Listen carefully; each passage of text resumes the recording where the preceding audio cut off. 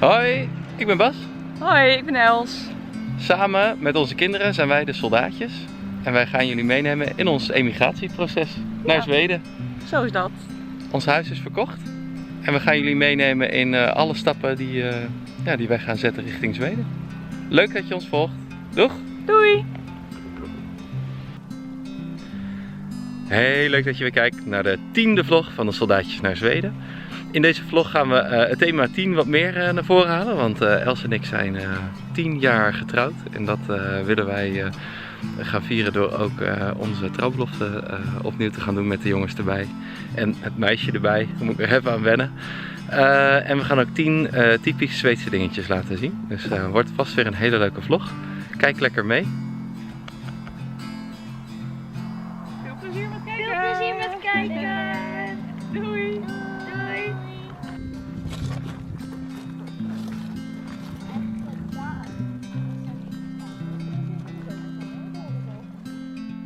Vergeleken met Charizard.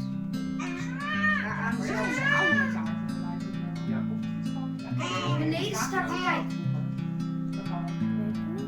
Dat deden we altijd vroeger. Gewoon met de neus zo tegen elkaar. Hij moet nog even denken dat hij het echt heel leuk vindt. Nou, trouwens, Kijk voor mijn skateboard eruit. oh, mooi oranje. Ja. We hebben al uitgepakt eromheen. Ja. Doei, paard. Doei! Doei! Doei! Goeie reis! Dank je! Komt helemaal goed. Doei doei! Liam! Liam!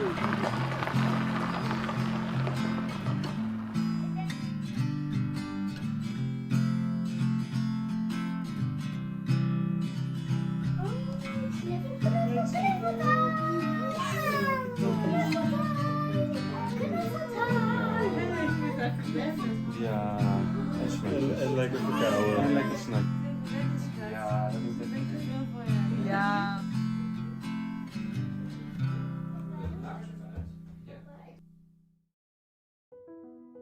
Smouters. Nou, het moet goed inderdaad, alle chocola moet er doorheen. En het maakt niet uit hoe de blokjes eruit zien. Ja, Want wat gaan wij maken, Twan? een klotskaken, want papa en mama zijn 10 jaar vandaag getrouwd. Ja! Hey, dat moeten we vieren, hè? Ja. Nee, we zijn 10 jaar geleden in een huwelijksbootje gestapt. Toen mocht ik al getuige zijn. En nu zijn we 10 jaar verder, 4 kinderen verder. En nu is het een jubileumdag, 10, 11, 22. En dan mag ik jullie volgens mij wat vragen. Ja, klopt. Ja, en wie zou het eerst vragen? De dame of de heer? De dame. De dame weer? Ja. Ja. Ja, en dan vraag ik Els, soldaat Huidrechts. Papa. Ben jij als soldaat herkennend tot jouw man? Ja. Mag wel een kus. Nee, mag wel niet. Nee, oh nee, dat mag niet. Nee. En als soldaat, ben jij Els soldaat Huidrechts opnieuw herkennend tot jouw vrouw? Ja, zeker. Dan mag je nu naar kussen.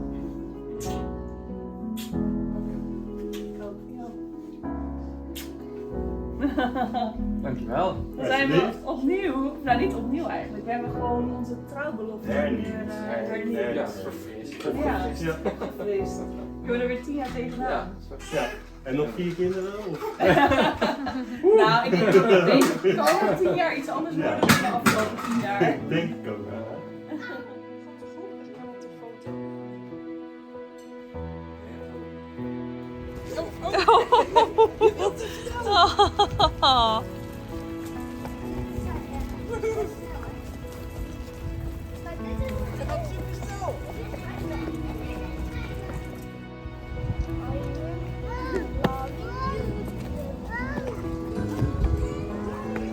Staat bovenop de berg.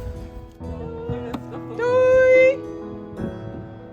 Kijk, je kan meteen tukken als je nou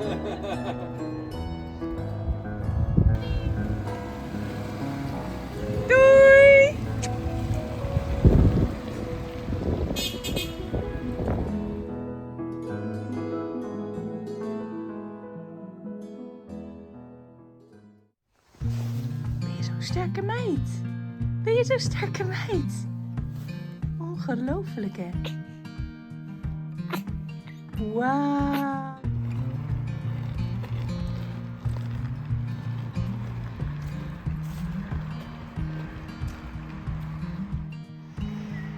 Kijk of ik je zie hoor, tussen alle takken door. Ja, daar ben je. En Jelle?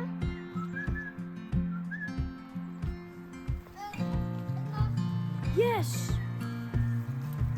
Weet je wat we vroegen? Nou? Of we de figuurzaag even mogen gebruiken.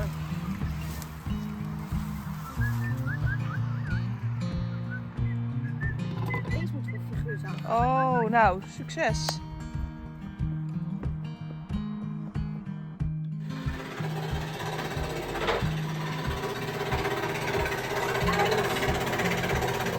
Ja.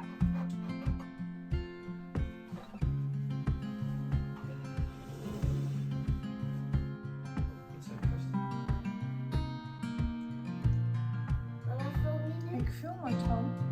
Wat goed.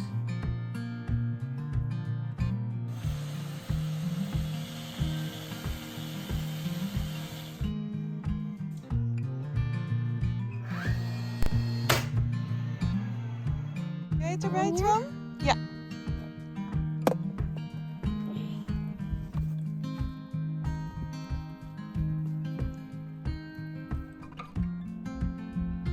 Je mag nog wel even tegen de rand aan het ticketbakje. Dan gaat misschien de rest er ook nog uit. Ja.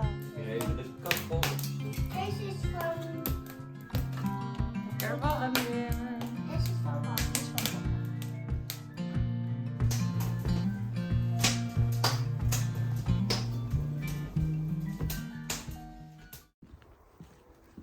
Ik ben net bezig met kerstverlichting ophangen. Daar. En je ziet het wel hè, op mijn jas. Sneeuw.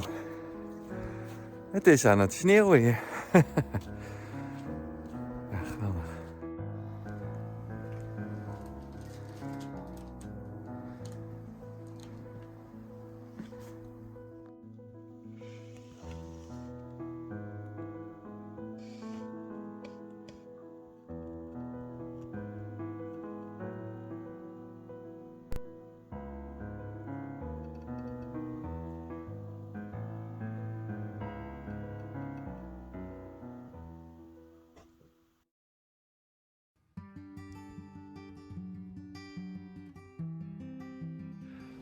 Hier in Zweden komt het best wel vaak voor. Dan rij je gewoon op een 80 weg en dan ineens moet je heel langzaam.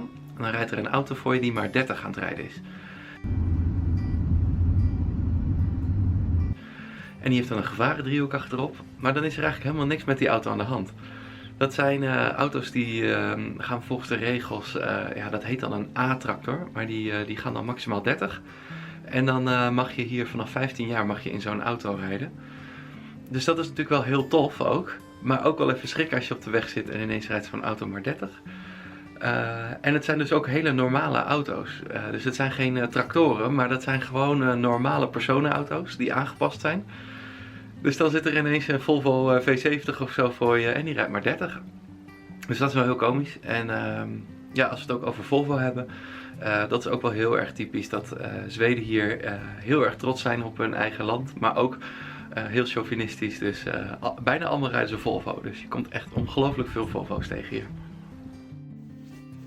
Heel typisch Zweeds is ook De peperkoek. de peperkoek. Wat is er speciaal? Eigenlijk doen ze dat met glück. Dat is een soort glühwein, maken ze warm. En dan doen ze daar op de bodem van je glaasje amandelen en rozijnen. En de peperkoek die breek je dan. En als die in 3 stukken breekt, dan heb je geluk. En sowieso dip je het daarna in je glück Ja. en eten ze het op. Dus ik ga het proberen. En dan 3 stukken zou natuurlijk mooi zijn. Nee, te veel. Geen geluk. En jij gaat het ook proberen, toch, Twan? Ja. Oké, ga maar kijken. Hoeveel stukjes? Nee. Nou, ik zie een barstje. Is dat? Nee. Jammer, 2. Jammer. Jammer. Oké, daar gaat hij. Moet ik het maar laten zien Ja. dan? Hopen dat het nu... Hopen dat het nu al 3 keer scheepsrecht. Ja!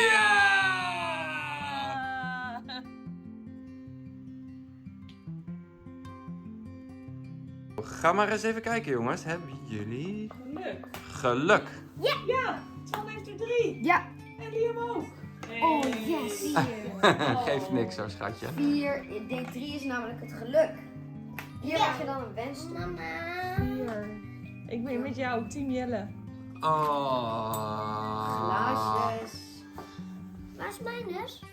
Oh, je zijn zo klein, je ziet ze niet.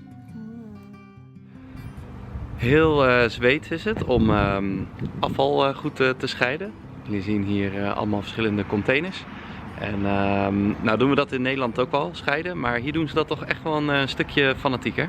We hebben thuis 2 containers staan voor matafval, dat is etensafval, en restafval. Maar in de rest gaat dus ook niet zoveel. Want ze hebben hier dus bakken voor, even kijken hoor, voor papierverpakking, voor tijdschriften, voor plastic, voor ijzer. En dan nog voor brandbare dingen. Nou ja, echt heel veel verschillende bakken. En dat brengt eigenlijk ook bij het volgende typisch Zweedse punt. Mensen doen dat ook. Ze scheiden ook echt heel goed en fanatiek. En ruimen ook nog eens gewoon heel erg goed achter zich op. Dus eigenlijk is het ook wel heel typerend hier dat je opgeruimde natuur veelal om je heen hebt. En we waren ook in Stockholm en daar was het zelfs ook echt opvallend opgeruimd. Dus mensen nemen hier meer verantwoordelijkheid daar ook voor. Om gewoon te zorgen dat ze achter zich opruimen. Dus voor mensen die Els en ik al wat langer kennen, die weten, wij hebben best wel veel met grijpers ook in de natuur rondgelopen in Nederland om op te ruimen. En hier is dat gewoon echt aanzienlijk minder nodig. Dus daar worden we wel heel blij van. Ik heb hier net even boodschappen gedaan. En het is hier nu even een beetje regenachtig buiten. En dat is eigenlijk ook wel grappig. Wij hebben in Nederland altijd al zoiets van, maakt niet uit wat voor weer het is, we gaan naar buiten. En dat is ook wel een leuk punt hier in Zweden. Het outdoor lifestyle zeg maar, dus lekker veel naar buiten. Daar hebben ze een woord voor. Friluftsliv. Nou, dat is een woord wat beschrijft dat je graag gewoon naar buiten gaat, ongeacht het weer.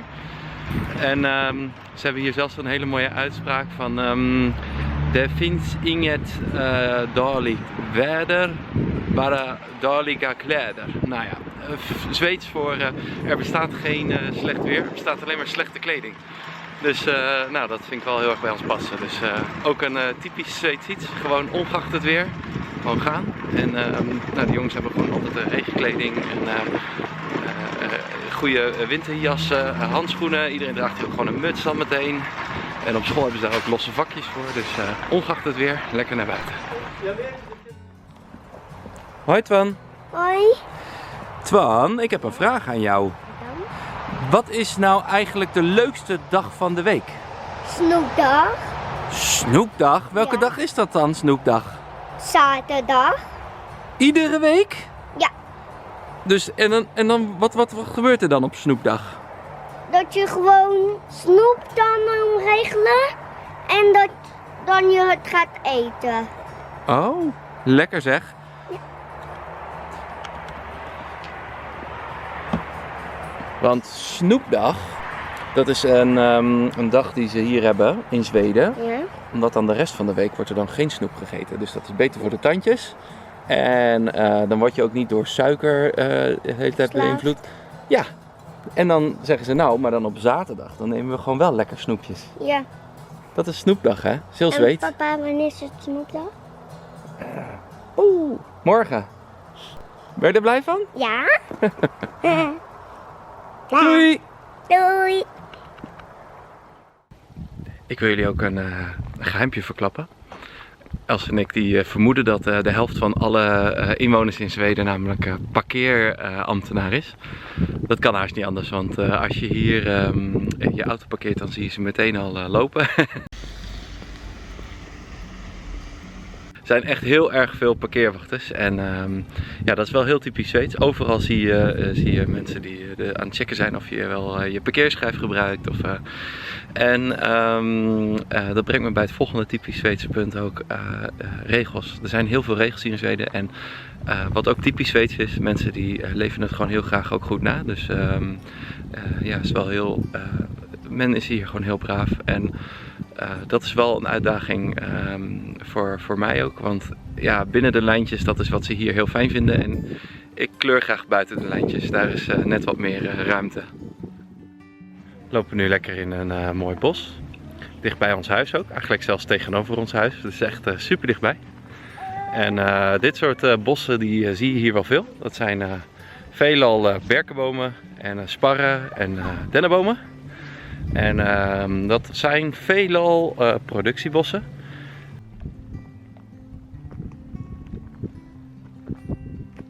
En dat heeft ook gewoon te maken met dat ja, heel veel mensen willen gewoon graag iets van hout hebben. En hier in Zweden is dat gewoon ja, allemaal productie.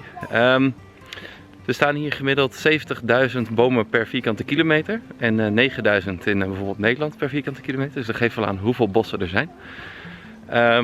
Ook al is een groot deel van die bossen productiebos. Het herbergt ontzettend veel dieren. En die bomen die mogen ook gewoon 80 tot 100 jaar worden voordat ze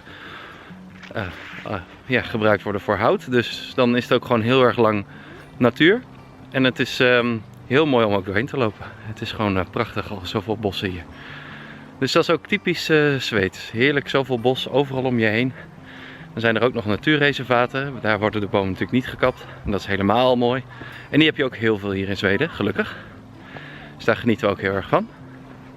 Nou, weet je nog weer iets meer hè, over Zweden.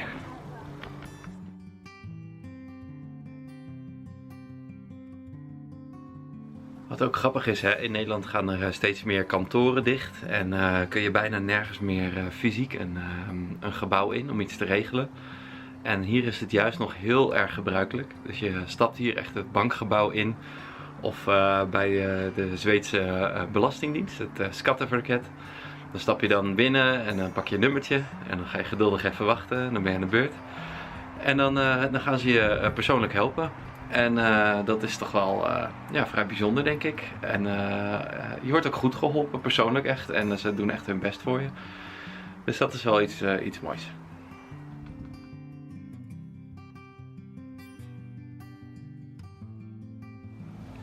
Een Zweed die laat zich niet zo heel snel negatief uit over een ander. Ze hebben misschien wel een oordeel klaar, dat zal gerust. Maar in Nederland zijn we gewend om dat ook meteen uiting te geven. En hier is het toch wel heel mooi dat men dat niet zo snel doet. Dus men spreekt respectabel over elkaar, over familie, over vrienden, over kinderen, over een partner. En dat is wel iets heel moois.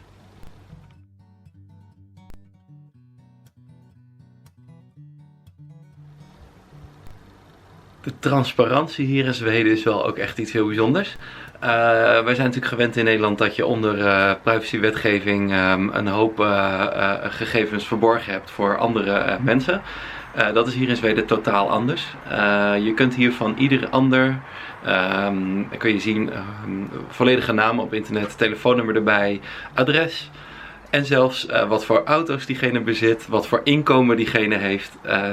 Niks is daarmee eigenlijk een geheim voor een ander. En dat is natuurlijk shocking als je in Nederland gewend bent. Ik weet ook niet zozeer of je nou echt superveel privacy in die zin in deze tijd hebt. Zeker bedrijven weten eigenlijk alles van je. Maar je kunt onderling elkaar natuurlijk niet zo makkelijk vinden in Nederland. En dat is hier in Zweden toch wel echt anders. Dus heel open en transparant. En dat is misschien even wennen voor een Nederlander.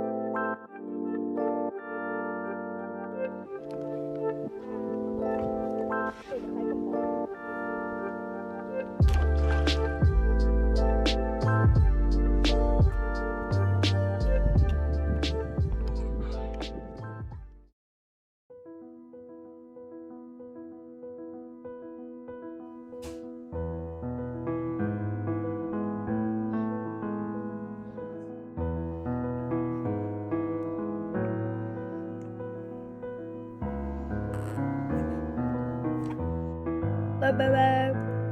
Bye bye bye. Bye bye.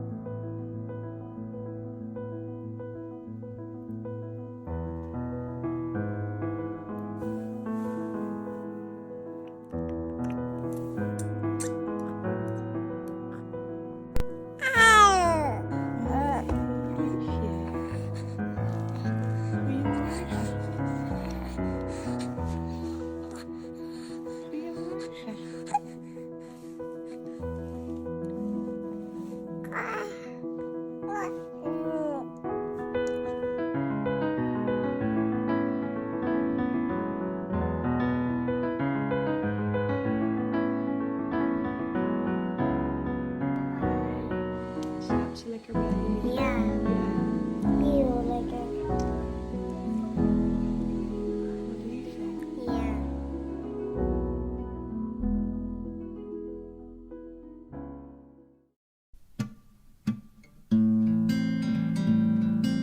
Hey, leuk dat je onze video hebt gekeken. Wil je op de hoogte blijven van onze avonturen? Abonneer dan op ons kanaal. Doei! Doei! Hey doei! Hey, doei!